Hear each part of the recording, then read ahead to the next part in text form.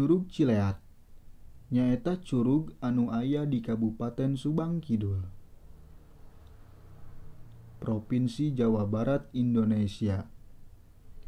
Teu acan terang pasti jangkungna Curug Cileat, tapi diperkirakeun jangkungna sakitar 100 meter kalayan debit cai nu ageung pisan khususna nalika usum hujan.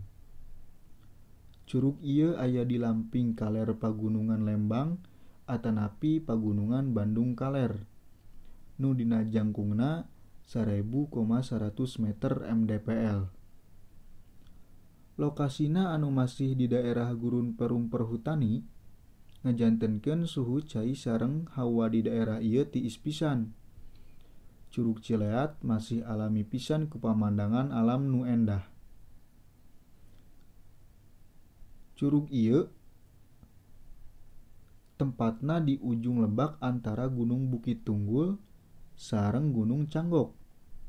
Dibatesan ku gawir anu luhur, aliran hulu Walungan Cipunegara ragrag nyalira janten kolam renang di handapeunana. Tapi lumayan bahaya upami aya di handapeun curug arurang. Dina usum hujan dicaket Curug Cileat bakal aya curug anu sanes. Tapi debit caina teu ageung teuing siga Curug Cileat. Di daerah ieu salaresna aya 6 curug salian ti Curug Cileat.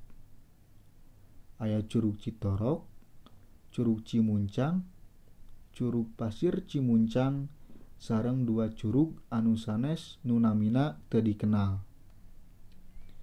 Warga Desa Cimanggu, Kecamatan Cisalak, nyarios yen daerah leuweung Gunung Canggah, tempatna Curug Cileat, pernah janten tempat nyumputpikeun tentara pemberontak Darul Islam atawa Tentara Islam Indonesia anu dipimpin ku Sekar Maji Marijan Kertosuwirjo.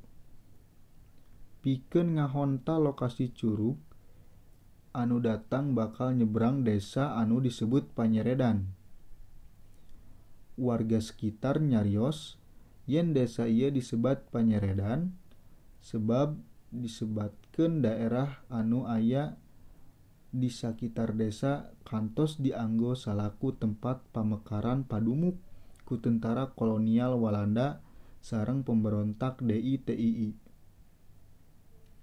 Numutkeun ka anjeunna dina waktos eta sajabati luar seueur warga Cimanggu sareng sakitarna korban-korban kekejaman ku tentara Walanda sareng DITII. Nangin henteu saeutik prajurit DITII anu tiwas ku TNI. Warga sekitar nyarios aya hiji jenis mitos kuno di kalangan warga, nyaeta larangan nyaram sombong atawa sompral sareng ngumbara ka daerah leuweung Gunung Canggah pas dinten Senen. Biasa aya paribasa ti kolot upami anjeun ka Gunung Canggah sanes dinten Senen, anjeunna nyarios suci eta waktuna sato galak turun ti gunung. Teras nalika anjeun di gunung, anjeun moal tiasa nyarios sombong atawa nyarios sompral. Gunung Canggah nyaeta tempat Curug Cileat sareng hutan nu aya di sekitarna. Legenda Curug Cileat. Tina carita-carita wargi satempat, namina Curug Cileat moal tiasa leupas tina legenda anu aya di tukangna. Asal usul ngaran Curug Cileat asalna tina kecap tiporeat anu dina basa Indonesia mah nyaeta gugur atawa jatuh. Dicarioskeun yen ti jaman baheula aya 2 pangeran anu bersaing pikeun ngahontal puncak Bukit Tunggul.